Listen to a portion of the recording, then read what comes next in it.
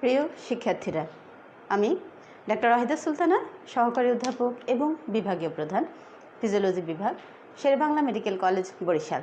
তোমাদের সবাইকে অনেক অনেক আমন্ত্রণ জানাচ্ছি আমার এই সহজ সরল বাংলা ভাষায় ফিজিওলজি শিক্ষার class, ফিজিওলজির গল্পকথায়।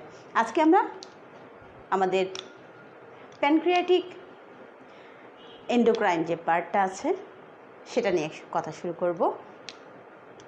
So islets of Langerhans. আমরা জানি প্যানক্রিয়াসের দুটো পার্ট আছে, একটা এক্সোক্রাইন পার্ট যেখান থেকে বিভিন্ন ধরনের ডাইজেস্টিভ জুস সিক্রেট হয় যে প্যানক্রিয়াটিক অ্যাসিনাইজ সেলগুলো আছে সেখান থেকে। আর এই যে প্যানক্রিয়াটিক অ্যাসিনাইজ সেলগুলো আছে তার মাঝেই আছে হচ্ছে ছোট্ট দ্বীপের মতো, যেখানে বিভিন্ন ধরনের সেল মিলে তৈরি করছে একটা দ্বীপ, যেটার নাম হচ্ছে আইলেটস অফ ল্যাঙ্গারহ্যান্স। কীরকম হয় তাহলে, যদি আমরা তোমাদের হিস্টোলজি যতটুকু যদি মনে থাকে, তাহলে এক একটা প্যানক্রিয়াটিক অ্যাসিনাইজ সেল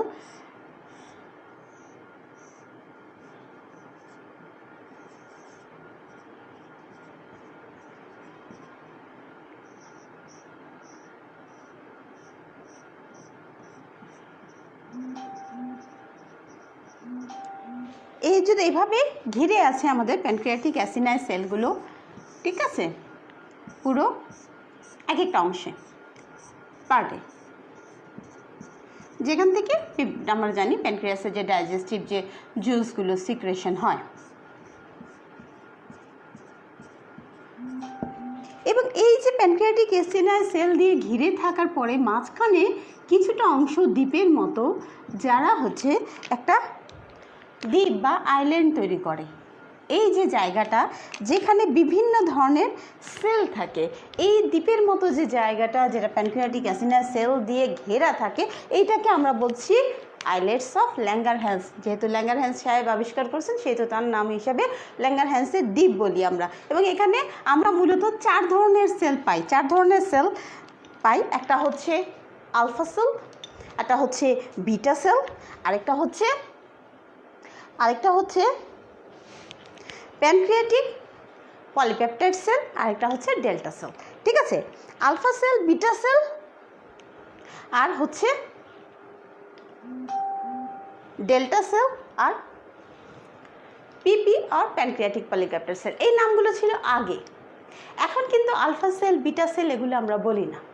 এই নামগুলোকে আমরা এখন বলি এ সেল, যেটা ছিল আলফা সেল সেটাকে আমরা বলি এ সেল, যেটা ছিল বিটা সেল সেটাকে বলি আমরা বি সেল, যেটা ছিল ডেল্টা সেল সেটাকে বলি ডি সেল, আর যেটা ছিল পিপি সেল যেটাকে বলি এফ সেল। অর্থাৎ এই সেলগুলোর এখন নাম চেঞ্জ হয়ে গেছে, তাই পরীক্ষার হলে বেটার আলফা না বলে এ বলা। A cell, B cell, D cell এবং এফ সেল কি সিক্রেট করে তাহলে আমরা বললাম এখানে এই যে আইলেটস অফ ল্যাঙ্গারহ্যান্স, এখানে আমি চার ধরনের সেল পাচ্ছি এবং এক একটা কালার দিয়ে আমরা একটু দেখাচ্ছি। বেশিরভাগ সেল আমাদের যেমন beta cell, B cell, alpha cell আর পিপি সেল,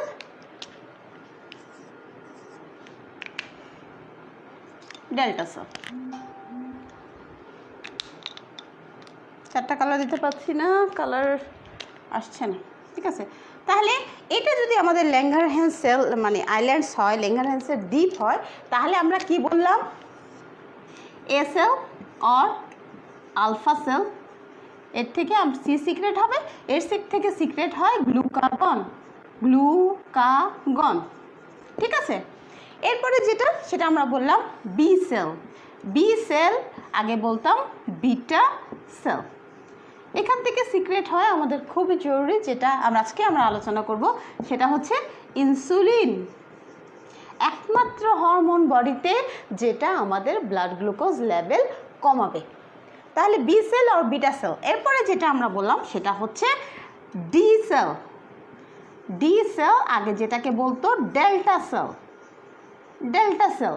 ঠিক আছে, যেটা সিক্রেট করে সোমাটোস্ট্যাটিন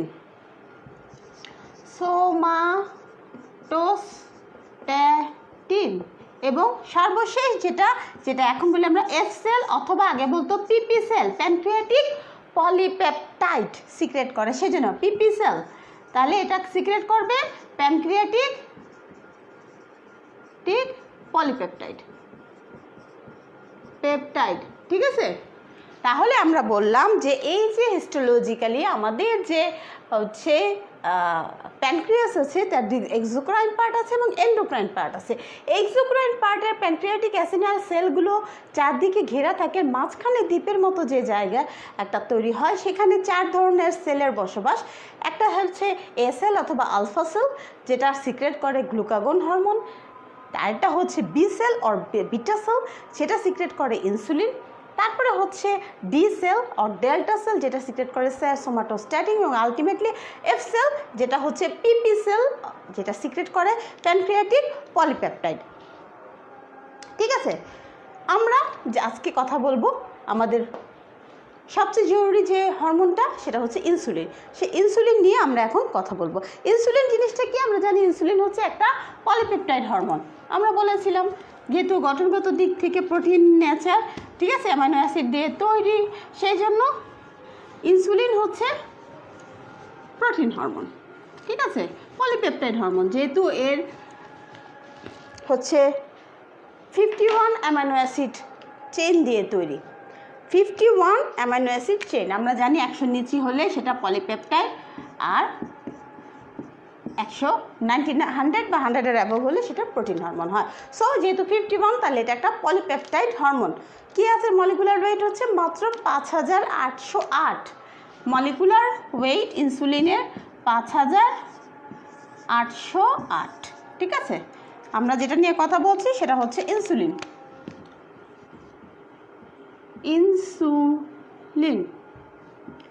ইনসুলিন ঠিক আছে, তাহলে ইনসুলিন হচ্ছে 51 অ্যামিনো অ্যাসিডের তৈরি একটা হচ্ছে পলিপেপটাইড হরমোন, যেটার মলিকুলার ওয়েট হচ্ছে 5808। এবং একটা ইনসুলিনের দুটো চেইন থাকে, একটা হচ্ছে আলফা চেইন, একটা হচ্ছে বিটা চেইন। আলফা চেইনে থাকে 21 অ্যামিনো অ্যাসিড, আর বিটা চেইনে হচ্ছে 30 অ্যামিনো অ্যাসিড। তাহলে যদি আমাদের এরকম একটা চেইন চিন্তা করি, তাহলে 1 2 3 4 5 6 7 8 9 10 11 12 13 14 15 16 17 18 19 20 21। তাহলে এই 21 অ্যামাইনো অ্যাসিড, 21 অ্যামাইনো অ্যাসিড, এটাকে আমরা বলছি আলফা চেইন। Alpha chain. এবং আরেকটা চেইন আছে, সেটা হচ্ছে 30 অ্যামাইনো অ্যাসিডের। তাহলে 30 অ্যামাইনো অ্যাসিড 2 3 4 5 6 7 8 9 10 11 12 14 15 16 17 18 19 20 21 22 23 24 25 26, একটু বড় করতে হবে এটাকে, 27 28 29 30। ঠিক আছে, তাহলে এই যে 30টা অ্যামাইনো অ্যাসিডের যে চেইন, এই চেইনটাকে আমরা বলতেছি beta chain. Beta chain, beta chain. তাহলে 21 অ্যামাইনো অ্যাসিড আছে আলফা চেইনে, আর 30 অ্যামাইনো অ্যাসিড আছে বিটা চেইনে। এবং এরা হচ্ছে সালফার বন্ড দ্বারা হচ্ছে এরা ডাবল সালফাইড বন্ড, যেটা আমরা বলছি ডাবল সালফাইড বন্ড দিয়ে সাধারণত এই হচ্ছে আলফার সাথে বিটাটা অ্যাটাচ অবস্থায় থাকে। ঠিক আছে, 21 অ্যামিনো অ্যাসিড আলফা চেইন উপরে লিখে দিই, তাহলে এদিকে আমাদের বন্ডটা দেখতে সুবিধা হবে। এখানে যেটা আলফা চেইন এবং বিটা চেইনের মাঝখানে হচ্ছে S S A double sulphide bond দিয়ে হচ্ছে দুটো আটকানো অবস্থায় থাকে, আলফা চেইন এবং বিটা চেইনটা। এটা হচ্ছে একটা নর্মাল যে ইনসুলিন, অ্যাক্টিভ যে ইনসুলিন, সে ইনসুলিনের স্ট্রাকচার 51 অ্যামিনো অ্যাসিড, তার মধ্যে দুটো চেইন, একটা হচ্ছে আলফা চেইন যেটাতে আছে 21 অ্যামিনো অ্যাসিড, একটা হচ্ছে বিটা চেইন যেটাতে আছে 30 অ্যামিনো অ্যাসিড। এবং এরা হচ্ছে দুটো ডাবল সালফাইড অ্যাসিড বন্ড দিয়ে আটকানো থাকে। হ্যাঁ, আটকানো অবস্থায় থাকে।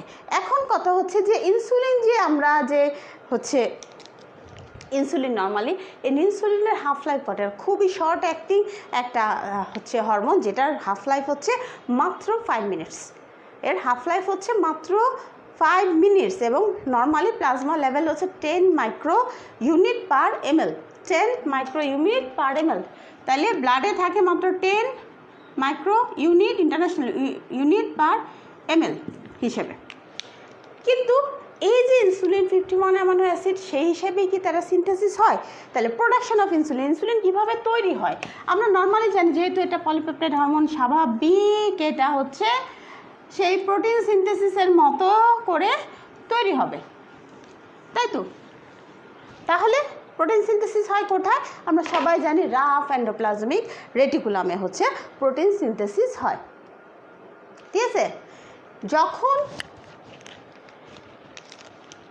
এ যদি সেল হয়, ঠিক আছে, মনে করি এটা হচ্ছে আমাদের বিটা সেল, ঠিক আছে?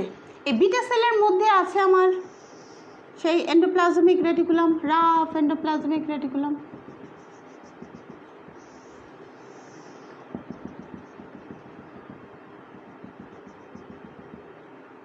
এন্ডোপ্লাজমিক রেটিকুলাম, এই এন্ডোপ্লাজমিক রেটিকুলাম হচ্ছে যখন হচ্ছে স্টিমুলেটেড হবে, যখন ইনফরমেশন আসবে যে ইনসুলিন তৈরি করতে হবে, তাহলে এন্ডোপ্লাজমিক রেটিকুলাম কি করবে? এন্ডোপ্লাজমিক রেটিকুলাম হচ্ছে ইনসুলিন তৈরি করবে। কোথায়? একটা বড় সড়ো একটা ইনসুলিন তৈরি করবে, এর নাম হচ্ছে প্রি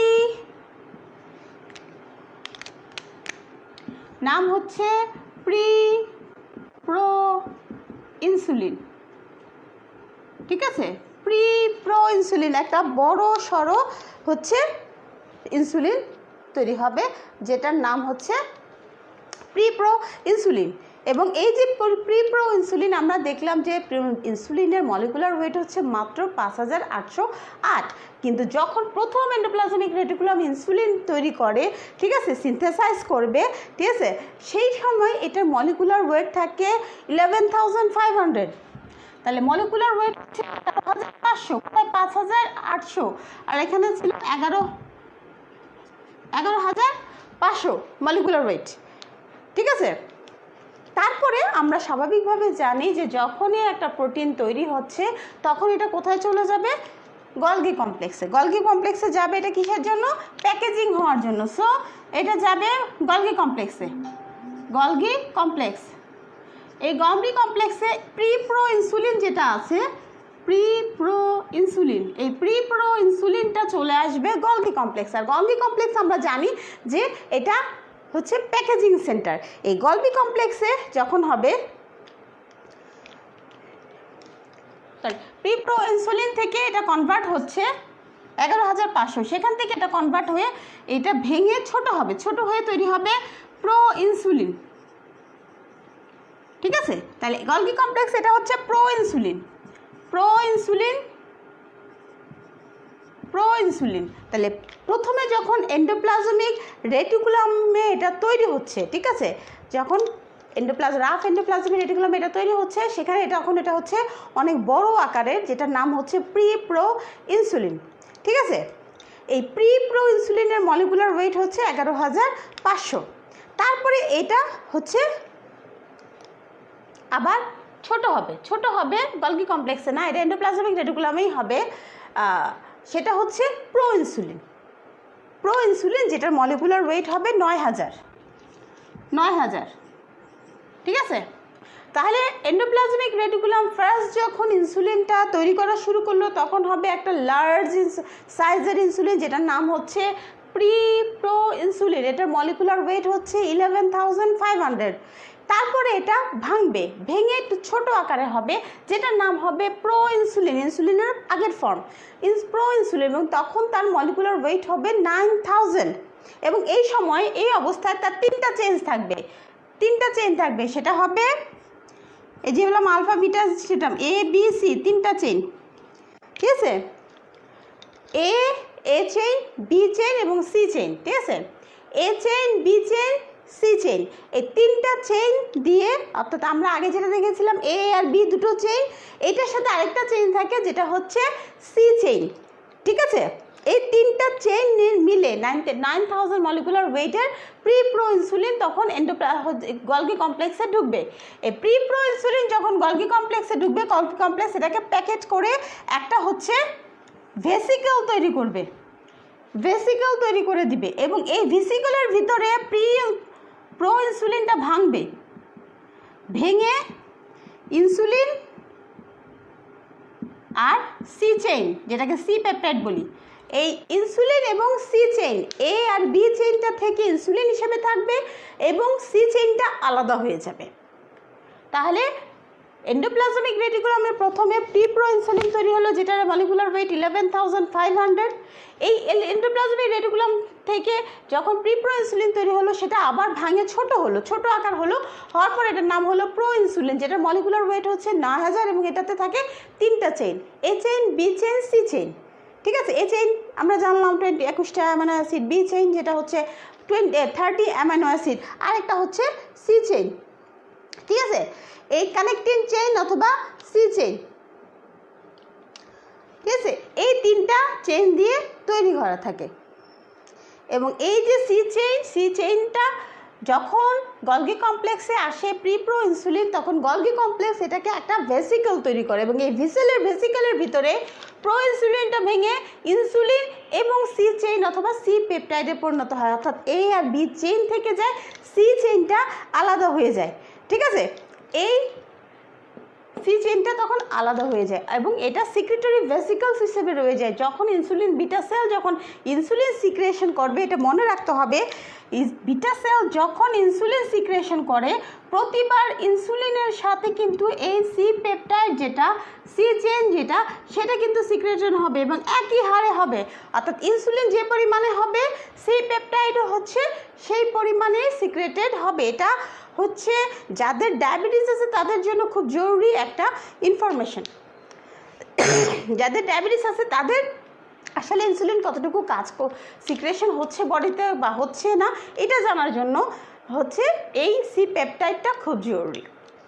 আমরা একটু যদি আবার জানি না তোমাদের বুঝতে অসুবিধা হচ্ছে কি না, আবার একটু যদি রিভিউ করি, আমরা বলছিলাম যে ইনসুলিনের বিটা সেল থেকে ইনসুলিন তৈরি হয়। কোথায় হবে?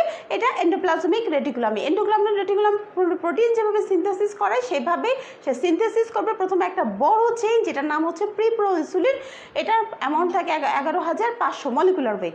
এই 11,500 প্রি প্রো ইনসুলিনটা ভেঙে হবে আরেকটু ছোট, যেটার নাম হবে প্রো ইনসুলিন। এই প্রো ইনসুলিন থাকা অবস্থায় এটার মধ্যে 3টা চেইন থাকে, এ চেইন, বি চেইন এবং C chain. A chain, B chain, C chain, এই এ চেইন, বি চেইন এবং সি চেইন মিলানো যে অংশটা প্রো ইনসুলিন, এটার মলিকুলার ওয়েট হচ্ছে 9,000।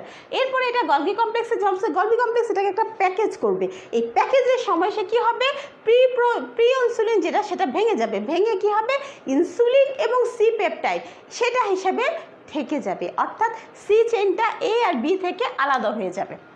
এবং এই অবস্থায় এই ভেসিকেলের মধ্যে এরা থাকবে। যখন আমার স্টিমুলেশন যাবে তখন হচ্ছে এই ইনসুলিনটা along with the C chain আর সি পেপটাইড সেটা হচ্ছে সিক্রেশন হবে। তাহলে বডিতে যে পরিমাণ ইনসুলিন সিক্রেশন হবে, ঠিক একই পরিমাপে কিন্তু সি পেপটাইডও হচ্ছে সিক্রেশন হবে।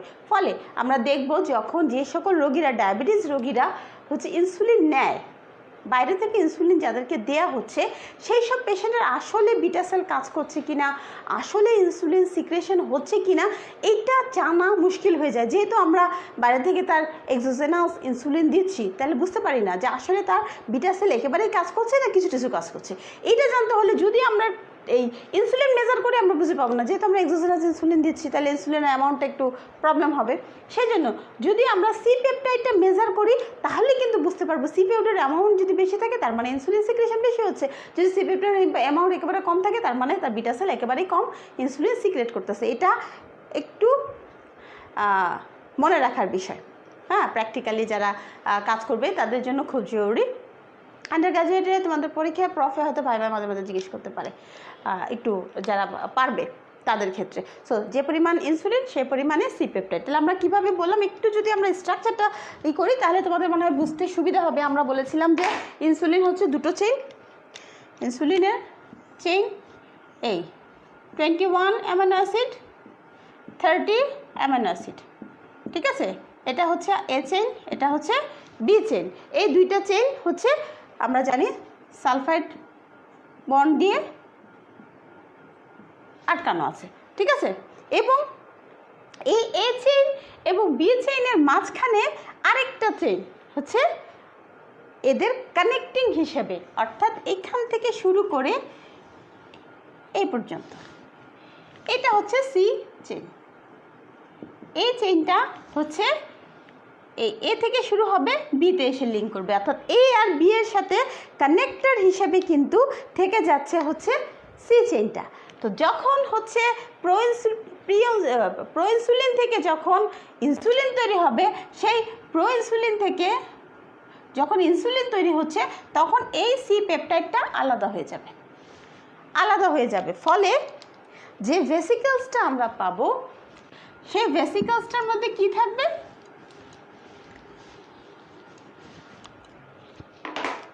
যে ভেসিকলটা আমরা পাবো ওই ভেসিকলের মধ্যে আমরা পাবো ইনসুলিন, তাই না? তাহলে ইনসুলিন আমরা কিভাবে আঁকছিলাম? দুটো চেন দিয়ে। এটা একটু আলাদা চেক কালার করলে মনে হয় বুঝতে পারবে তোমরা। তাহলে এইখান থেকে সি চেইনটা হচ্ছে কানেক্ট করবে এর সাথে বিকে, এটা হচ্ছে সি চেইন।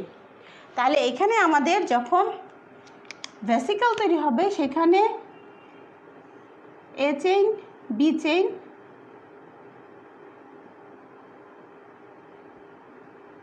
এ বি, এটা হচ্ছে 21টা, এটা 30টা, আর এই সি চেইনটা আলাদা থাকবে। ভেসিকলের মধ্যে এখানে এটা হচ্ছে ইনসুলিন, আর এই যেটা এটা হচ্ছে সি পেপটাইড, ঠিক আছে? C peptide. তাহলে বেসিক্যালি কিন্তু ইনসুলিন এবং সি পেপটাইড দুটো একসাথে থাকতেছে। যখন স্টিমুলেশন আসতেছে তখন কিন্তু হচ্ছে দুটো একই সাথে সিক্রেশন হচ্ছে, ইনসুলিনও সিক্রেশন হচ্ছে, সি পেপটাইডও সিক্রেশন হচ্ছে, ঠিক আছে? তাহলে কিভাবে কাজ করে? How insulin work, mechanism of action of insulin. Mechanism of action of insulin বুঝতে হলে ইনসুলিনের রিসেপ্টর বুঝতে হবে। ইনসুলিন রিসেপ্টরটা অন্যান্যদের যে ইনসুলিন রিসেপ্টর আছে হরমোনের, সেই রিসেপ্টরের চেয়ে একটু আলাদা, কারণ অন্যদের রিসেপ্টর হচ্ছে সোজাসুজি, একটা সোজা রিসেপ্টরের সাথে এসে হরমোন বাইন্ড করা যায়, কিন্তু ইনসুলিনের যে রিসেপ্টর, এই রিসেপ্টরের আবার দুইটা ইউনিট। অর্থাৎ যদি এটা আমার সেল মেমব্রেন হয়, এটা যদি সেল মেমব্রেন হয়, সেই ইনসুলিনের যে রিসেপ্টর তার হচ্ছে আবার দুইটা ইউনিট আছে। একটা হচ্ছে মেমব্রেনের সাথে আটকানো, মেমব্রেনের সাথে,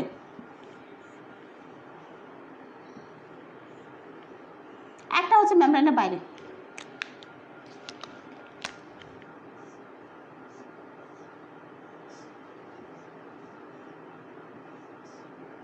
এই দুইটা সাব ইউনিটে ভাগ থাকে এবং এরা হচ্ছে কানেক্টেড থাকে সালফাইড বন্ড দিয়ে,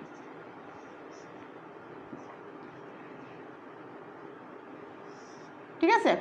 এই দুইটা হচ্ছে ইউনিট, যেটার নাম হচ্ছে আলফা ইউনিট এবং বিটা ইউনিট। তাহলে এটা হচ্ছে ইনসুলিনের একটা রিসেপ্টর, যে রিসেপ্টরের উপর ইনসুলিন কাজ করে, এবং এই ইনসুলিন রিসেপ্টরের হচ্ছে দুইটা করে পার্ট, হ্যাঁ, দুইটা পার্ট। আমি এখানে দুটো ছবি এঁকে রাখছি, ঠিক আছে? ইনসুলিনের যে রিসেপ্টর আলফা এবং বিটা, এবং তারা হচ্ছে সালফাইড বন্ডের মাধ্যমে পরস্পরের সাথে কী করে অ্যাটাচ থাকে। এই যেটা সেলের বাইরের পার্ট, সেল মেমব্রেনের বাইরের পার্ট কিন্তু ইন্টারকানেক্টেড হওয়ার ফলে এখানে যখন ইনসুলিন এসে বাইন্ড করবে তখন কিন্তু এই অংশটা বিটা সেলটাও স্টিমুলেটেড হবে, একই রকমভাবে অ্যাক্টিভেটেড হয়ে যাবে। সো সেল মেমব্রেন, এটা সেল মেমব্রেন, ঠিক আছে? তাহলে ইনসুলিন যখন এসে বাইন্ড করলো,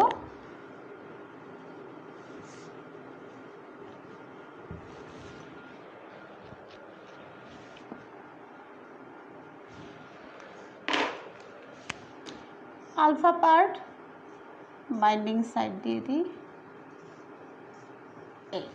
তাহলে এ হচ্ছে আমার ইনসুলিনের রিসেপ্টর। যখন ইনসুলিন এসে বাইন্ড করছে, ইনসুলিন যখন এসে বাইন্ড করছে তখন হচ্ছে এই বিটা পার্ট অফ দ্য যে রিসেপ্টর সেটা স্টিমুলেটেড হবে, এবং এটা কি করবে, এটাকে করবে হচ্ছে ট্রায়োসিন কাইনেজ, ঠিক আছে?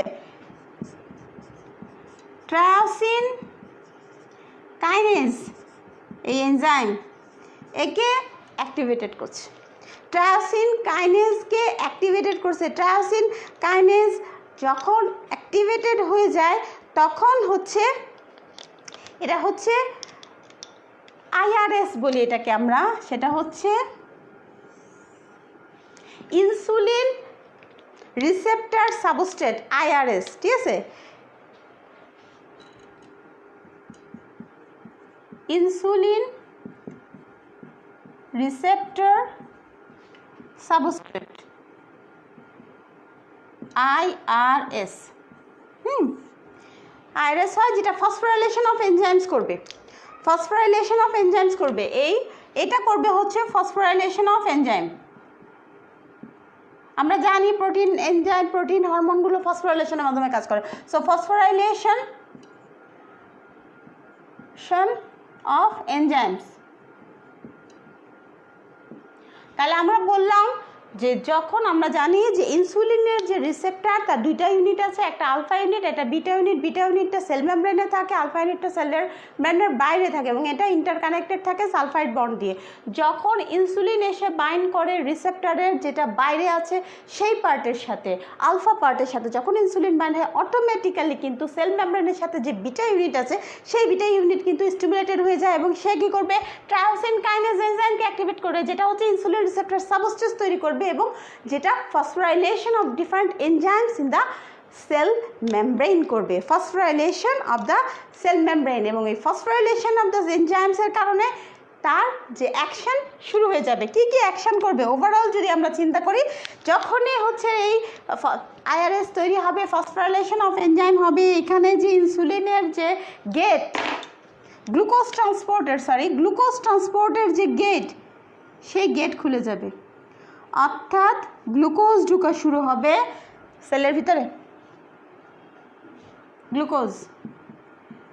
অর্থাৎ গ্লুকোজ আপটেক শুরু হয়ে যাবে। তাহলে গ্লুকোজের এন্ট্রি শুরু করে দিবে, glucose uptake by the cell যেটা, সেটা শুরু করবে। সো গ্লুকোজ ট্রান্সপোর্ট করবে,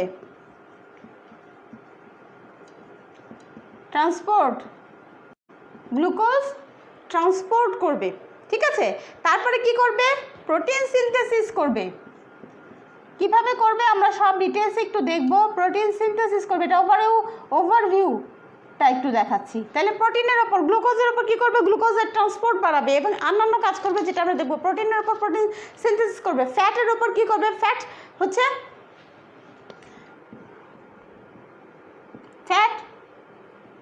সিনথেসিস করবে, ফ্যাট সিনথেসিস করবে। তারপরে কি করবে, গ্রোথ করাবে। ওভারঅল যেহেতু প্রোটিন ডেভেলপমেন্ট করছে, ঠিক আছে, গ্রোথ করাবে, জিন এক্সপ্রেশন করবে। So growth of the body and জিন এক্সপ্রেশন নতুন এক প্রোটিন তৈরি করছে, এক্সপ্রেশন হচ্ছে। এটা একটা overview of the function of action of the insulin. তাহলে যেটা আমরা একটু যদি ওভারভিউ করি, সেটা হচ্ছে আমরা বললাম যে ইনসুলিনের যে রিসেপ্টর, সেই রিসেপ্টরের দুটো পার্ট থাকে, দুটো ইউনিট থাকে, একটা হচ্ছে আলফা ইউনিট, একটা হচ্ছে বিটা ইউনিট। বিটা ইউনিটটা সেল মেমব্রেনের গায়ে অ্যাটাচ অবস্থায় থাকে আর আলফা ইউনিটটা সেল মেমব্রেনের বাইরে থাকে এবং এই আলফা এবং বিটাটা সালফাইড বন্ডের সাথে আটকানো থাকে। যখন ইনসুলিন এসে যখনই বাইন্ড করতেছে যে আউটার পার্টে আলফা ইউনিটের সাথে, যখনই বাইন্ড করার ফলে যেহেতু এরা connected, beta part of the receptor automatically stimulated হচ্ছে এবং স্টিমুলেটেড হয়ে টায়ারসিন কাইনেজ এনজাইমের হেল্প নিয়ে ইনসুলিন রিসেপ্টর সাবস্ট্রেট তৈরি করছে এবং different types of insulin receptor substrate তৈরি হয়। ঠিক আছে, যেটা বিভিন্ন এনজাইমকে ফসফোরাইলেশন করবে এবং সেলুলার যে ফাংশনগুলো সেগুলো করবে, যেটা আমরা প্রোটিন হরমোনের নেচার অনুযায়ী আমরা দেখেছিলাম। ফসফোরাইলেশনের মাধ্যমে তারা নতুন প্রোটিন তৈরি করতে পারে, বিভিন্ন এনজাইমকে অ্যাক্টিভেটেড করে বিভিন্ন ধরনের কাজ করাতে পারে। সো তাহলে এর মধ্যে কী করে ফেলবে, যখনই এটা তৈরি হচ্ছে অলরেডি যে মেমব্রেনের যে গ্লুকোজের যে ট্রান্সপোর্টের যে রাস্তা, ঠিক আছে, সেই চ্যানেল কিন্তু খুলে যায়, সেলের ভিতরে গ্লুকোজ ঢুকা যায়, গ্লুকোজ আপটেক শুরু হয়ে যাবে। একই সাথে তার মানে গ্লুকোজ ট্রান্সপোর্ট করাবে। তারপর কি প্রোটিনের উপর কাজ করে প্রোটিন সিনথেসিস করা, ফ্যাটের উপর কাজ করে ফ্যাট ডিপোজিশন করা, ফ্যাট সিনথেসিস করানো এবং আলটিমেটলি সব কিছু করে growth and development of the body করবে। ঠিক আছে, তাহলে ইন্ডিভিজুয়ালি যদি আমরা চিন্তা করি যে কিভাবে এটা কাজ করে, এবং এই যে আমরা বললাম ইনসুলিন এসে বাইন্ড করবে, ইনসুলিন যে বাইন্ড করবে, ইনসুলিনের স্টিমুলেটর কে হবে? ইনসুলিন যে বিটা সেল থেকে সিক্রেট হচ্ছে, সেই বিটা সেল থেকে সিক্রেটের স্টিমুলেটর কারা? কি কারণে ইনসুলিন সিক্রেশন হবে? প্রথম কথা, ইনক্রিজ ব্লাড গ্লুকোজ, অর্থাৎ আমার ব্লাডে যদি গ্লুকোজের পরিমাণ বেশি থাকে, increase amino acid,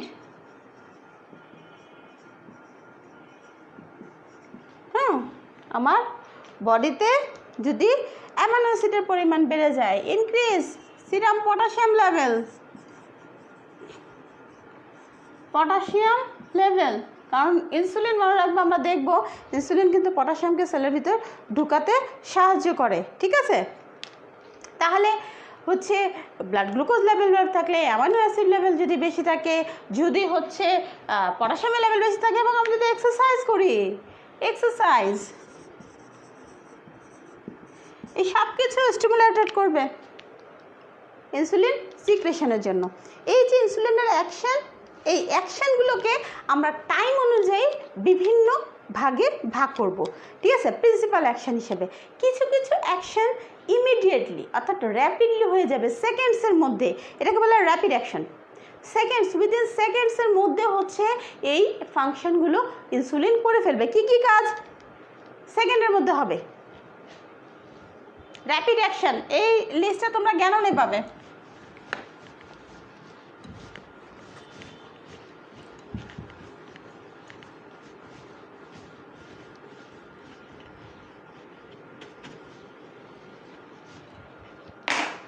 rapid action within seconds, তাহলে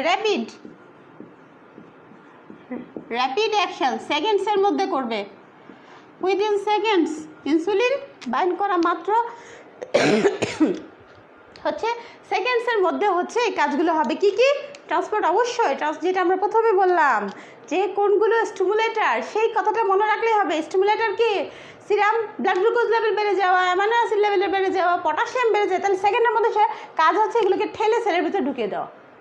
এটাই হচ্ছে তার সেকেন্ডসের মধ্যে প্রথম চিন্তা, এদেরকে ঠেলে এখন সেলের ভিতরে ঢুকাতে হবে। সো ইনক্রিজ ট্রান্সপোর্ট অফ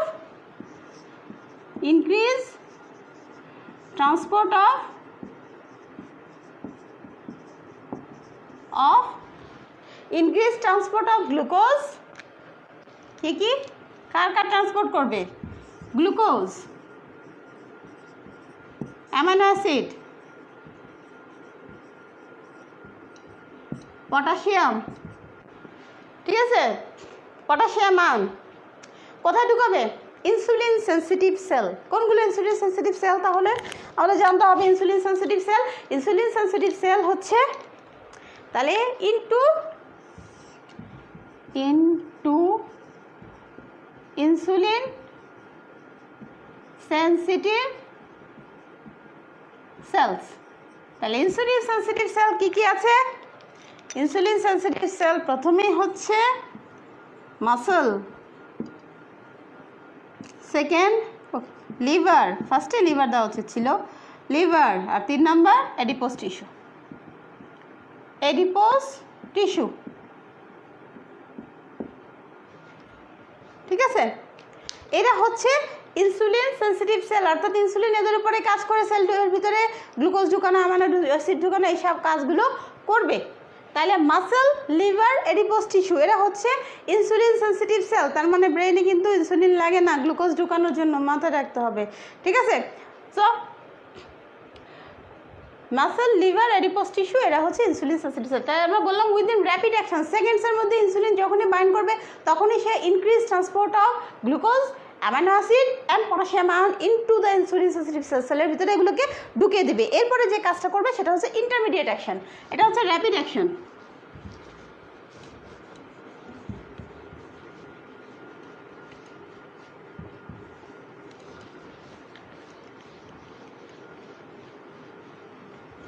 এরপরে যেটা হবে সেটা হচ্ছে ইন্টারমিডিয়েট অ্যাকশন। ইন্টারমিডিয়েট অ্যাকশন কি? মিনিটসের মধ্যে কাজ হবে, তখন একটু সময় নেবে। তাহলে কী করবে? যে কাজগুলো করতে তার একটু সময় লাগবে, যেমন প্রোটিন সিনথেসিস করে নতুন প্রোটিন তৈরি করবে, প্রোটিন ভাঙাটাকে আটকাবে, তাহলে inhibit degradation of the protein degradation. তারপরে কি? গ্লাইকোলাইটিক অ্যাক্টিভেশনের মাধ্যমে গ্লাইকোজেন সিনথেসিস বাড়াবে। আর এটা কি গ্লুকোনিওজেনেসিস হচ্ছে যাতে না হয় সেটার জন্য যে ফসফোরাইলেজ এনজাইম তাকে ইনহিবিশন করবে। তাহলে ইন্টারমিডিয়েট অ্যাকশন, ইন্টারমিডিয়েট অর্থাৎ মিনিটসের মধ্যে হবে। ইন্টারমিডিয়েট অ্যাকশন অর্থাৎ হচ্ছে মিনিটসের মধ্যে হবে। একটু মিনিটসের আগে বলার উচিত যে ইনসুলিন আসলে কাজটা কি।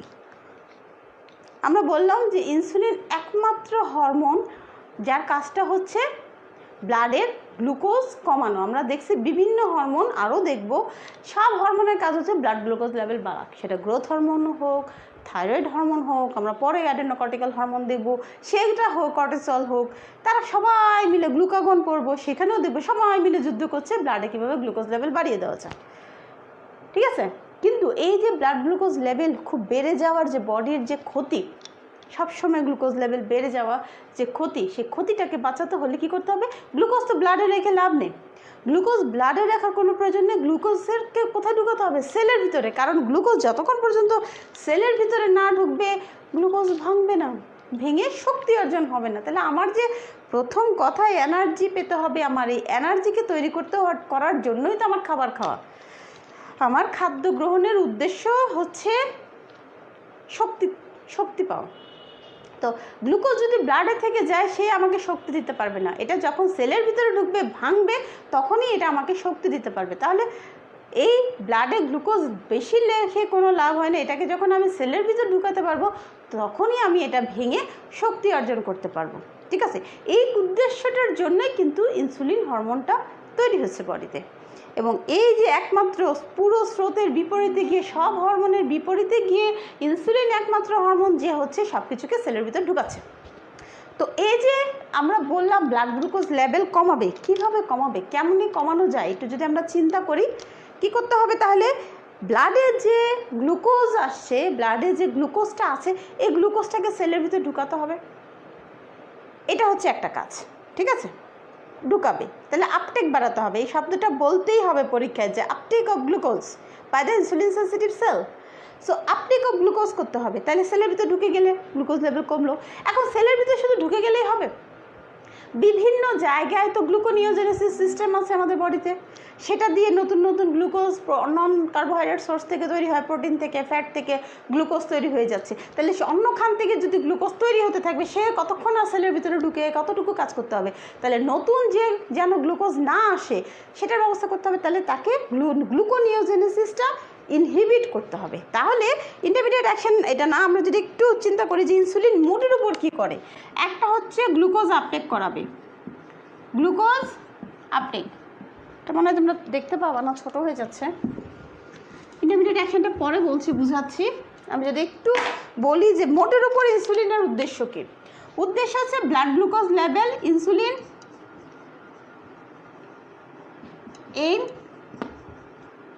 এইম হচ্ছে ডিক্রিজ ব্লাড গ্লুকোজ। ঠিক আছে, ব্লাড গ্লুকোজ লেভেল কমাবে। অ্যান্ড ব্লাড গ্লুকোজ লেভেল কমাতে গিয়ে কী করবে?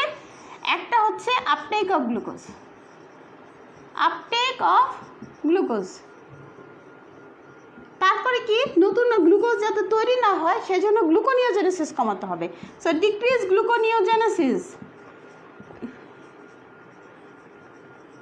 Decrease gluconeogenesis. তারপরে 3 নাম্বার কি, শুধু সেলের ভিতরে আমি যত ঢুকাচ্ছি ততটুকু আমার কাজ হচ্ছে না, বাকি গ্লুকোজ কী করব? যেগুলো ঢুকাচ্ছি আমি হয়তো সেইভাবে এক্সারসাইজ হচ্ছে না, অত বডির নিড নাই, ভবিষ্যতে লাগবে, তাহলে গ্লুকোজকে যদি আমি ছেড়ে দিই সে তো ব্লাডেই থেকে যাবে, ব্লাড গ্লুকোজ লেভেল বেড়েই থাকবে। তাহলে কী করতে হবে? একে আমি যদি গ্লুকোজকে জমিয়ে রাখতে পারি সেলের ভিতরে, লিভারের ভিতরে গ্লুকোজকে যদি জমিয়ে রাখা যায় তাহলে কিন্তু ব্লাডে গ্লুকোজ লেভেলটা কম থাকে। তাহলে যেটা আমার ইউজ হচ্ছে না গ্লুকোজ, সেই গ্লুকোজকে যদি আমি গ্লাইকোজেনে কনভার্ট করি সেক্ষেত্রে কিন্তু ব্লাড গ্লুকোজ লেভেল কম থাকতেছে। তাহলে কী করবে? Increase glycogen synthesis. গ্লুকোজকে গ্লাইকোজেন, আমরা জানি গ্লুকোজের পলিমার গ্লাইকোজেন, সেই গ্লাইকোজেন সিনথেসিস করে যদি জমা করে রাখতে পারি মাসল এবং লিভারের মধ্যে, তাহলে একটু ব্লাড গ্লুকোজ লেভেল কমবে। ঠিক আছে, তারপরে যেটা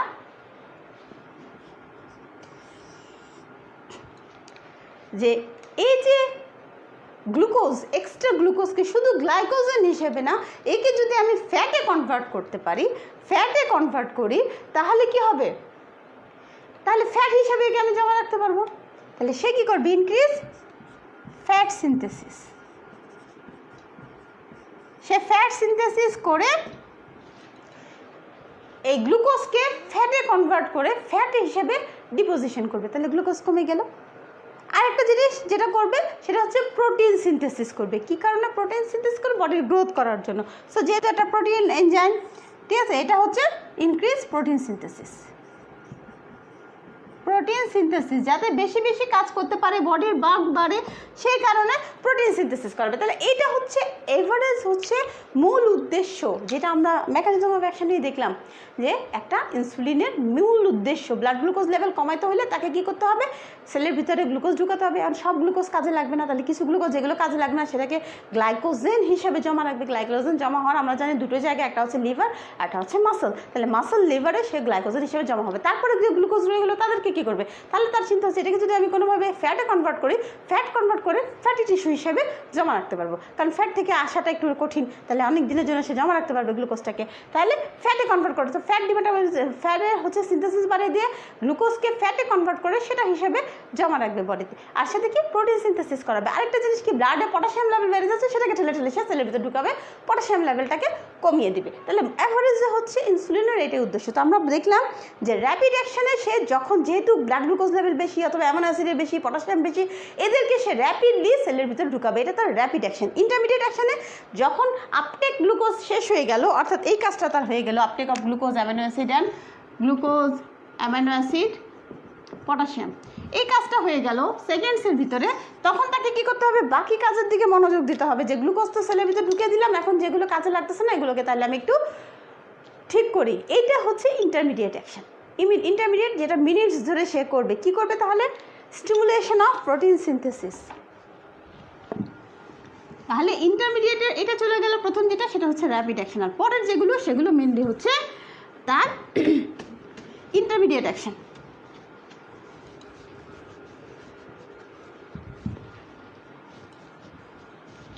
তাহলে যেটা বললাম ইন্টারমিডিয়েট অ্যাকশন,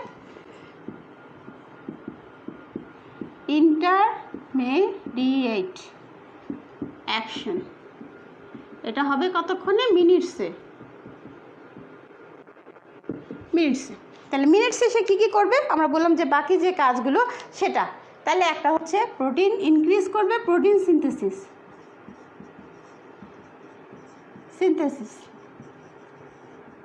ডিগ্রেড করবে, ডিক্রিজ করবে কি? প্রোটিন ডিগ্রেডেশন, প্রোটিন যেন ভেঙে না যায় সেটার ইনহিবিট করে রাখবে। ডিগ্রেডেশন, প্রোটিন ব্রেকডাউনটা কমাবে। তারপরে যেটা আমরা বললাম ওই যে গ্লুকোজ কী করতে হবে? তাহলে গ্লাইকোজেন সিনথেসিস করতে হবে। তাহলে activation of the activation of glycolytic enzyme, glycogenic যেটা গ্লাইকোজেনেসিস যেটা করবে, সেই এনজাইমকে অ্যাক্টিভেট করবে, করে কি করবে? গ্লাইকোজেন সিনথেসিস করাবে। গ্লাইকোজেন সিনথেসিস করাবে। আরেকটা কি করবে? গ্লুকোনিওজেনেসিস যাতে না হয়, তাহলে ইনহিবিশন অফ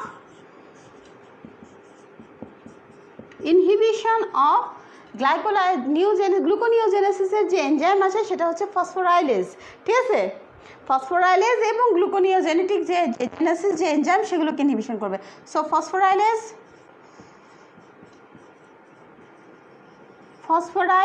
অ্যান্ড গ্লুকোনিওজেনিক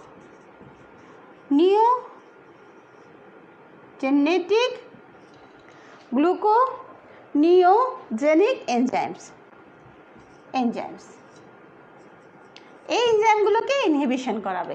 তাহলে ইন্টারমিডিয়েট অ্যাকশন অর্থাৎ মিনিটসের মধ্যে সে তখন কি করবে? একটা হচ্ছে প্রোটিনকে স্টিমুলেশন করাবে, প্রোটিন সিনথেসিস, প্রোটিন ডিগ্রেডেশনটা কমিয়ে দেবে, ইনহিবিশন করবে, অ্যাক্টিভেশন করবে যাতে গ্লাইকোজেন সিনথেসিস বেরিয়ে হয়, তাহলে গ্লাইকোজেনিক যে এনজাইম আছে সেগুলোকে সে স্টিমুলেশন করবে, আর ইনহিবিশন করবে যাতে গ্লুকোনিওজেনেসিসের মাধ্যমে নতুন গ্লুকোজ তৈরি না হতে পারে সেটার মধ্যে। তাহলে এটা হচ্ছে ইন্টারমিডিয়েট অ্যাকশন। অ্যান্ড আলটিমেটলি তাহলে লং অ্যাকশন কি?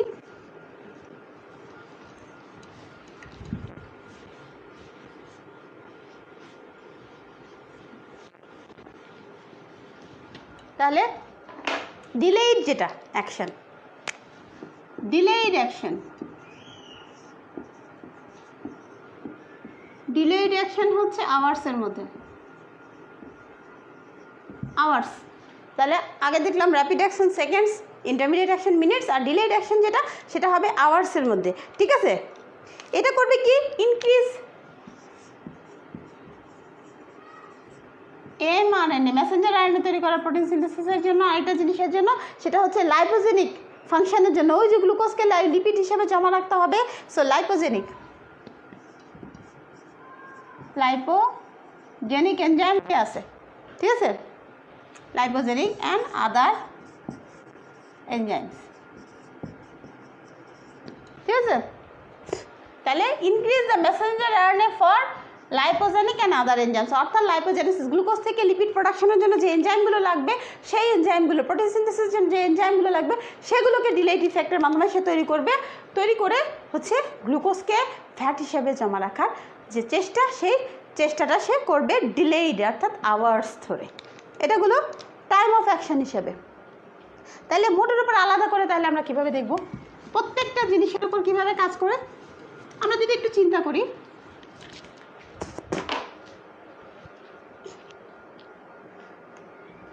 তাহলে কার্বোহাইড্রেটের ওপর কি কাজ করে সে? কার্বোহাইড্রেট মেটাবলিজমের উপর কি কাজ করবে? কার্বোহাইড্রেট মেটাবলিজমের উপর সবাই এখন ইজিলি বলতে পারবে। কি করবে? প্রথমেই বলতে হবে transport, increase transport and uptake of glucose by the cells. So increase transport and uptake of glucose by the cells। ঠিক আছে, তারপরে কি করবে সবাই? Peripheral utilization of glucose. So increase the peripheral utilization of the glucose. Glucose সেলের ভিতরে যে glucose যাতে ভাঙে, গ্লাইকোলাইসিস হয়, সেই কাজটাও সে করবে। সো ইনক্রিজ পেরিফেরাল ইউটিলাইজেশন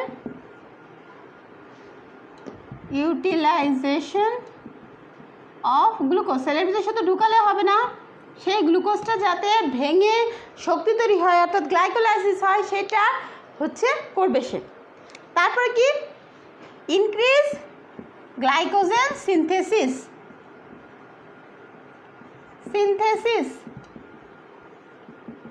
অর্থাৎ গ্লাইকোজেনেসিস যেটা আমরা বলতেছি, গ্লাইকোজেনেসিস ইনক্রিজ করবে গ্লাইকোজেন সিনথেসিস, আর ইনহিবিট করবে কি?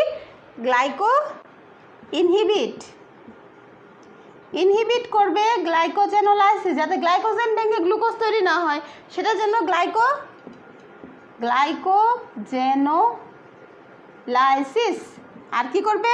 Inhibit gluconeogenesis. তাহলে কার্বোহাইড্রেটের ওপর কাজ কতগুলো? প্রথমে আমরা বললাম যে increase the transport and uptake of glucose by the cell. তাহলে সেলের ভিতরে গ্লুকোজ ঢুকাবে, আপটেক করাবে গ্লুকোজ। আমরা ছবিতে মেকানিজম একসময় দেখছি যে যেই মুহূর্তে ইনসুলিন সে বাইন্ড করছে, প্রথম যে কাজটা হয় সেটা হচ্ছে গ্লুকোজের চ্যানেল খুলে যায়, সেই চ্যানেল দিয়ে গ্লুকোজ ঢুকে। ঠিক আছে, গ্লুট ট্রান্সপোর্ট যেটা সেইটা বেড়ে যায়, এবং হচ্ছে এই ট্রান্সপোর্ট আর গ্লুট ট্রান্সপোর্ট 4 সেটা খুলে যায়, এবং গ্লুকোজ কিন্তু সেলের ভিতরে ঢুকতে থাকে। সো এই increase transport and uptake of glucose by the cell হবে। তারপরে যেটা সে করবে সেটা হচ্ছে এই যে সেল গ্লুকোজটা ঢুকলো, তাকে দুইটা কাজ করবে। একটা হচ্ছে ভেঙে ফেলতে হবে গ্লুকোজকে, তাহলে গ্লাইকোলাইসিস করবে। আরেকটা হচ্ছে যে গ্লুকোজ লাগতেছে না তাকে জমা করতে হবে, তাহলে সে গ্লাইকোজেনেসিস করবে। তাহলে increase peripheral utilization of the glucose, increase glycogen synthesis, যেটা বলি আমরা গ্লাইকোজেনেসিস। আর যে জমা গ্লাইকোজেন আছে সেটা ভেঙে যাতে গ্লুকোজ না হতে পারে, তাহলে ইনহিবিট করে রাখবে গ্লাইকোজেনোলাইসিস। আর একই সাথে অন্যান্য সোর্স থেকে যেন গ্লুকোজ তৈরি না হতে পারে, অর্থাৎ গ্লুকোনিওজেনেসিসের মাধ্যমে নতুন গ্লুকোজ যাতে তৈরি না হতে পারে সেই জন্য ইনহিবিট করে রাখবে গ্লুকোনিওজেনেসিস। মোটার উপর কার্বোহাইড্রেটের উপর এই তার মোটামুটি হচ্ছে 5টা কাজ। প্রোটিনের উপর কি করবে?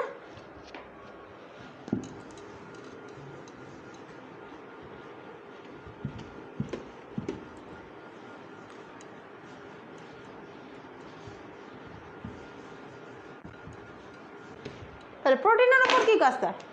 কার্বোহাইড্রেট বাদ, এরপরে হচ্ছে প্রোটিন মেটাবলিজম। প্রোটিন মেটাবলিজম আমরা সবাই জানি প্রোটিন সে বডি গ্রোথে হেল্প করবে, প্রোটিন সিনথেসিসে হেল্প করবে। প্রোটিন সিনথেসিসের যতগুলো প্রক্রিয়া আছে সে ইনক্রিজ কি করবে? Amino acid transport. আমরাই বলেছিলাম সেলের ভিতরে অ্যামাইনো অ্যাসিড ঢুকাবে যাতে কি হয়, নতুন প্রোটিন তৈরি হতে পারে। সো ইনক্রিজ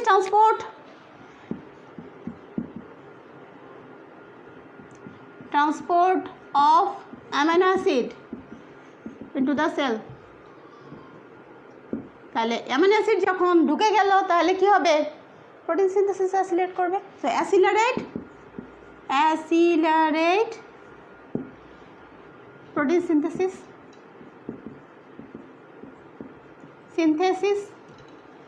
আর কি করবে? Protein catabolism. যে বললাম ইনহিবিট প্রোটিন ক্যাটাবলিজম আর প্রোটিন ডিগ্রেডেশন। ক্যাটাবলিজম আর ডিগ্রেডেশন। তাহলে প্রোটিনের উপর হচ্ছে সব অ্যানাবলিক ফাংশন তার। প্রোটিনের অ্যামাইনো অ্যাসিডের ট্রান্সপোর্ট সেলের ভিতরে ঢুকানোর পরে সে হচ্ছে স্টিমুলেশন করবে প্রোটিন সিনথেসিস যাতে হয় নতুন প্রোটিন তৈরি করার জন্য, এবং যাতে প্রোটিন ভেঙে না যায় সেজন্য ইনহিবিট করে রাখবে প্রোটিন ক্যাটাবলিজম। এটা হচ্ছে প্রোটিন মেটাবলিজমের উপর তার ফাংশন।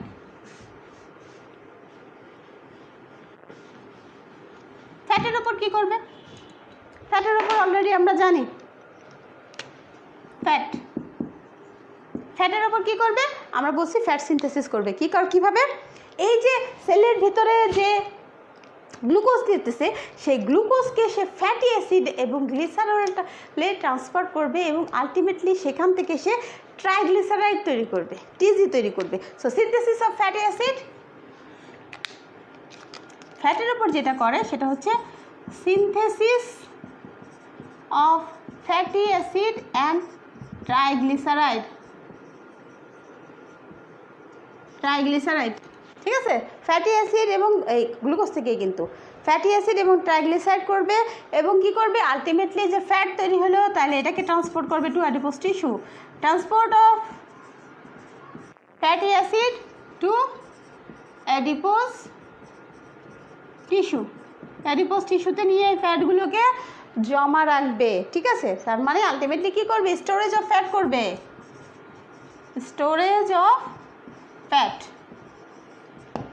তাহলে আমরা বললাম ফ্যাট মেটাবলিজমে তার উদ্দেশ্য হচ্ছে গ্লুকোজ থেকে ফ্যাটি অ্যাসিড তৈরি করতেছে, গ্লিসারাইড তৈরি করছে, আলটিমেটলি সেখান থেকে সে ট্রাইগ্লিসারাইড তৈরি করবে। সো ফ্যাটি অ্যাসিড ট্রাইগ্লিসারাইড তৈরি করবে, এদেরকে এই ফ্যাটগুলোকে ট্রান্সপোর্ট করে নিয়ে অ্যাডিপোজ টিস্যুতে যাবে এবং আলটিমেটলি ফ্যাট হিসাবে স্টোর করে রাখবে। এবং আলটিমেটলি কি অন গ্রোথের উপর কি কাজ? তাহলে it promotes the growth of the body. যেহেতু নতুন প্রোটিন তৈরি হচ্ছে, ফ্যাট জমা হচ্ছে, আলটিমেটলি বডির গ্রোথ হচ্ছে। তাহলে অন গ্রোথ কি কাজ করে?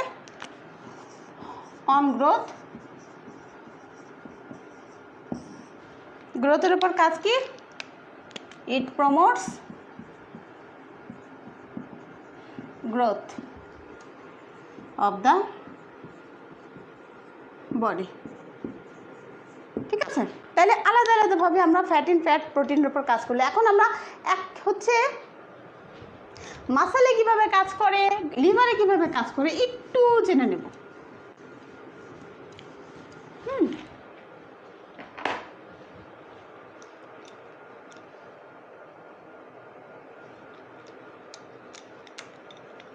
তাহলে যদি একটু লিভারে চিন্তা করি, লিভারে যখনই, তাহলে লিভারে সে কি করবে?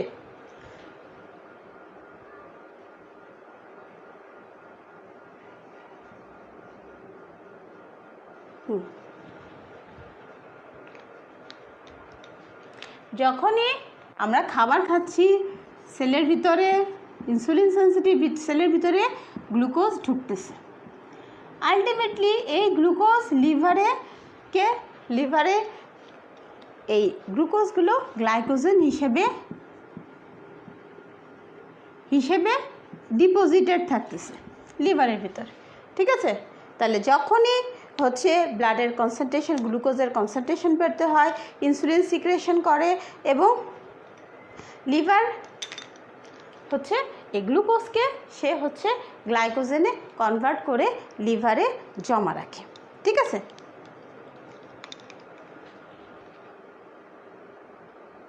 এখন কথা হচ্ছে মাসেলের, ঠিক আছে।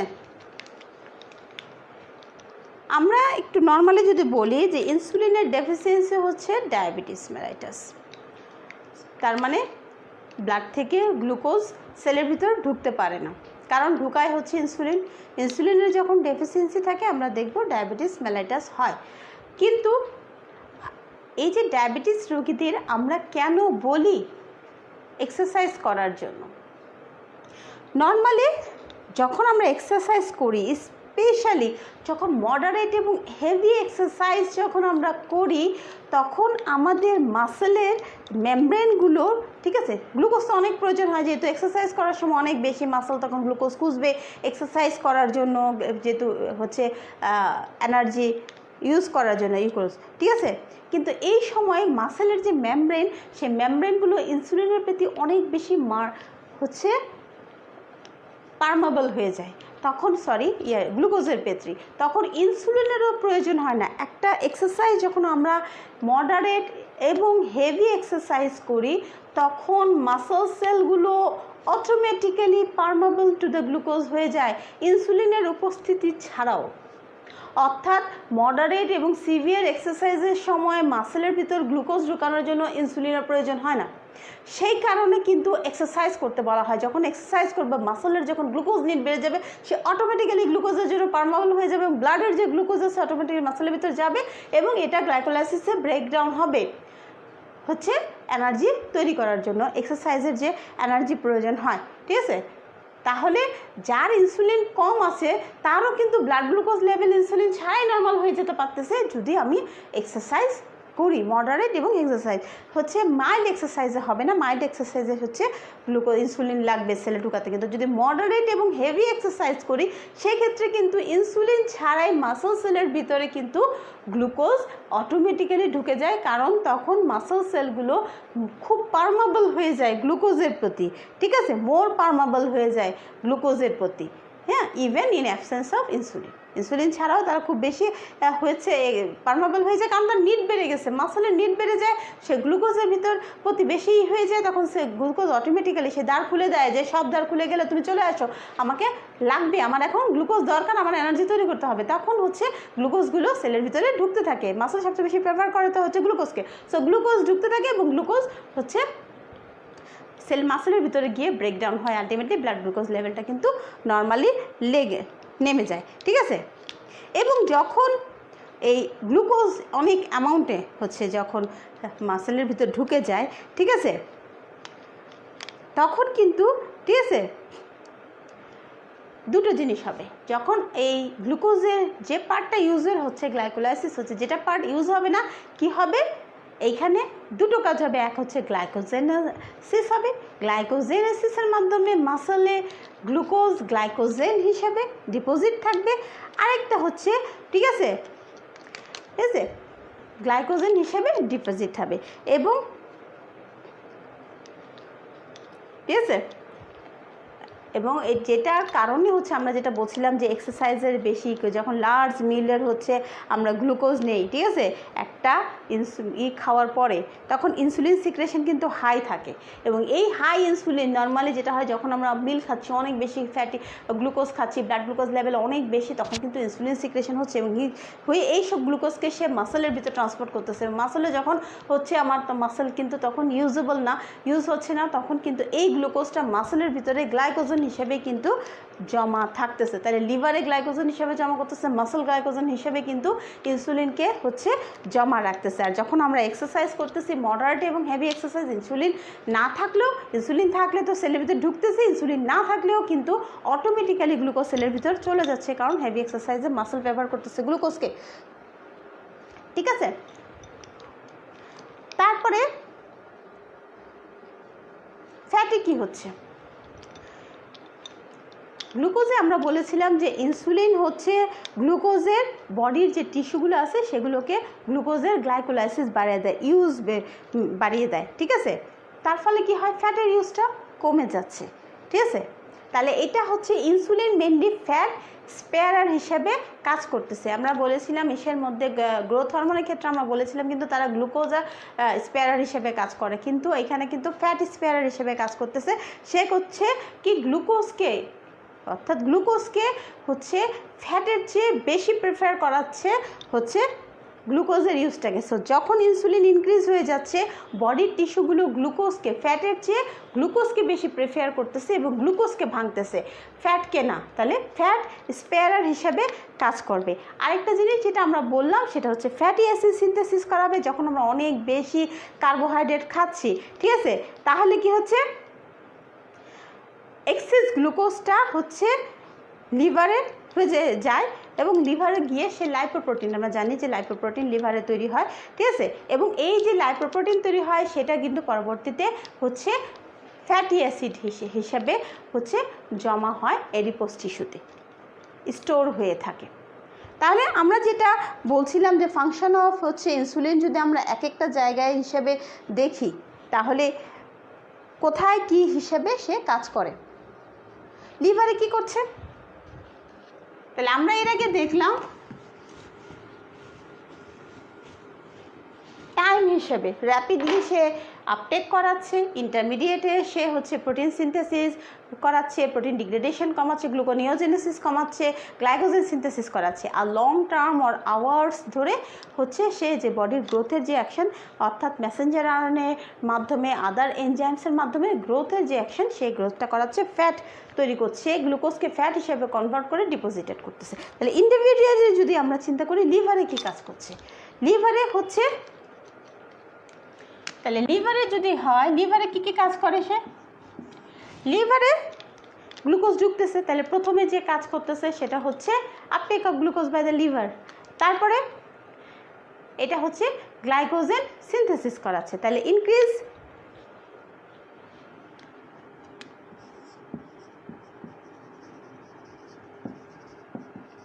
গ্লাইকোজেন সিনথেসিস, অর্থাৎ গ্লাইকোজেনেসিস। কথা কিন্তু একই, গ্লাইকোজেনেসিস। আলাদা আলাদা করে অনেক সময় বলে যে লিভারে কাজ কি, অ্যাডিপোস টিস্যুতে কাজ কি, সেজন্য আমরা আলাদা করে জিনিসগুলো একটু হচ্ছে জানছি। তাহলে ইনক্রিজ করবে গ্লাইকোজেন সিনথেসিস, দ্যাট মানে গ্লাইকোজেনেসিস, ডিক্রিজ করাবে গ্লুকোজ আউটপুট, লিভার থেকে গ্লুকোজ যাতে না বের হয়, অর্থাৎ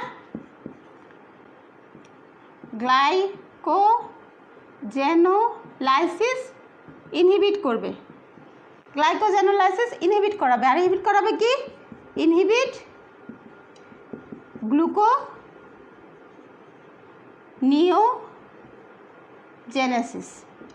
কার্বোহাইড্রেটের ক্ষেত্রে সেই কাজগুলো করাবে। তাহলে গ্লাইকোজেনেসিস করাবে, গ্লাইকোজেনোলাইসিস প্রিভেনশন করাবে, গ্লুকোনিওজেনেসিস প্রিভেনশন করাবে। আর কি করাবে? প্রোটিন সিনথেসিস করাবে, লিপিড সিনথেসিস করাবে, কিটোজেনেসিসটা ডিক্রিজ করাবে। ফ্যাটের যে ইউজ, ফ্যাট থেকে কিটোসিস তৈরি করা, এই প্রসেসটাকে সে ডিক্রিজ করে দেবে। তাহলে লিভারের ওপর বললাম, গ্লুকোজের ওপর এই কাজগুলো, প্রোটিনের ওপর প্রোটিন সিনথেসিস, ফ্যাটের ওপর লিপিড সিনথেসিস, আর তাইলে lipid synthesis, increase protein synthesis, আর হচ্ছে লিপিড সিনথেসিস করা, ডিক্রিজ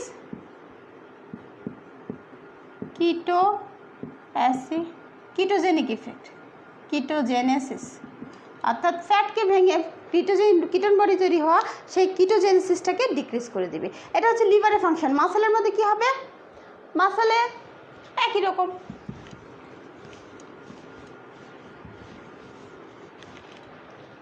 মাসেলেটা আমরা নিজেরাই বুঝতে পারবো। মাসেলে কী করবে? অবশ্যই গ্লুকোজ এন্ট্রি করতেছে, তাহলে ইনক্রিজ গ্লুকোজ এন্ট্রি আপটেক আর গ্লুকোজ আপটেক, গ্লুকোজ এন্ট্রি যেটাই বলি আমরা, গ্লুকোজ আপটেক করাচ্ছে। গ্লুকোজ আপটেক করায় কী করবে? Increase glycogen synthesis, muscle glycogen synthesis করাবে, অর্থাৎ গ্লাইকোজেনেসিস করাবে, মাসেল গ্লাইকোজেনেসিস করাবে, গ্লাইকোজেন সিনথেসিস করাবে, অর্থাৎ গ্লাইকোজেনেসিস করবে। তারপর কি? মাসেলে অ্যামাইনো অ্যাসিড ইনক্রিজ করাবে, তাহলে ইনক্রিজ অ্যামাইনো অ্যাসিড আপটেক। যা কাজগুলো হচ্ছে ইমিডিয়েট অ্যাকশন এবং ইন্টারমিডিয়েট অ্যাকশনে সবই এখানে হবে।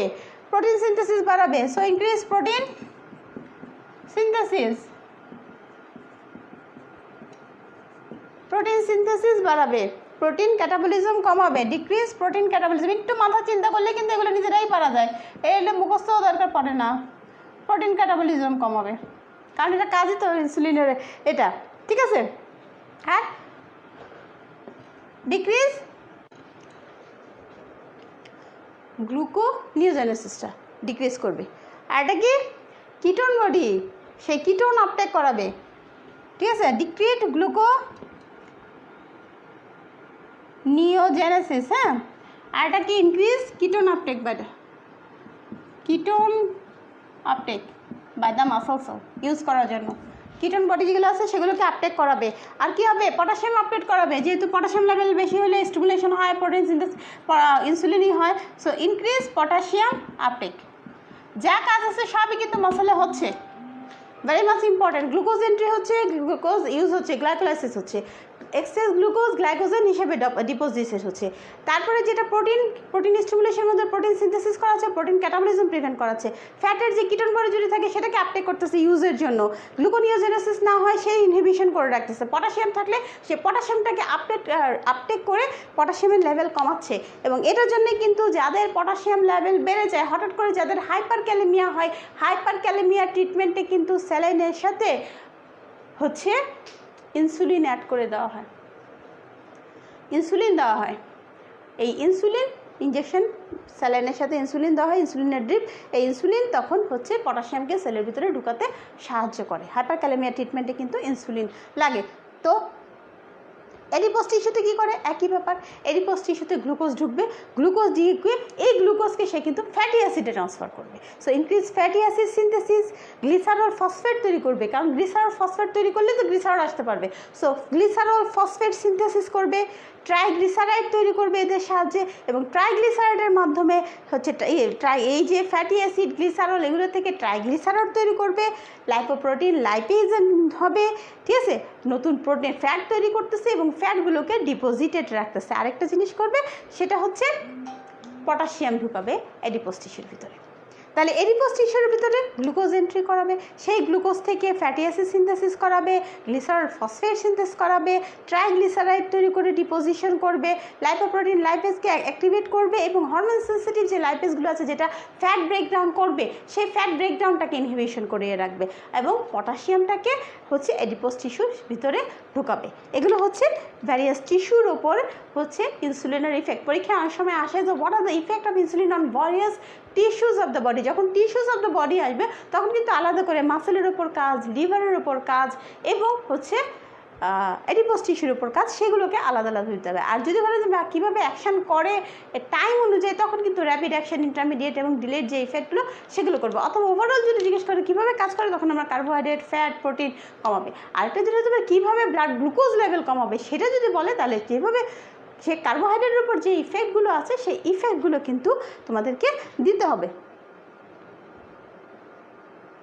ঠিক আছে। তাহলে ইনসুলিনের ডেফিসিয়েন্সি এবং ইনসুলিন নিয়ে আরও কিছু কথা আমরা নেক্সট ক্লাসে পড়বো, যেহেতু নেক্সট ক্লাসে আমরা গ্লুকাগন পড়বো। গ্লুকাগন রিলেটিভলি ছোট, আমাদের আন্ডার গ্র্যাজুয়েটের সিলেবাস অনুযায়ী ছোট। আমরা একটু গ্লুকাগন নিয়ে কথা বলবো, তার সাথে ইনসুলিনের ডেফিসিয়েন্সি এবং আদার কিছু জিনিস বিষয় নিয়ে আমরা একটু ডিটেলসে কথা বলবো। সো আজকের প্যানক্রিয়াটিক যে এন্ডোক্রাইন প্যানক্রিয়াসের যে লেকচার তার সাথে ইনসুলিনের যে আলোচনা সেটা এ পর্যন্তই। নেক্সট ক্লাসে আশা করছি আমরা নেক্সট লেকচারে আমরা ইনসুলিন ডেফিসিয়েন্সি এবং গ্লুকাগন নিয়ে আমাদের আলোচনা করব, তার সাথে আমাদের হচ্ছে প্যানক্রিয়াস শেষ হবে। তো পরবর্তী লেকচারে আবার দেখা হবে। ততক্ষণ পর্যন্ত তোমরা সবাই ভালো থেকো, সুস্থ থেকো।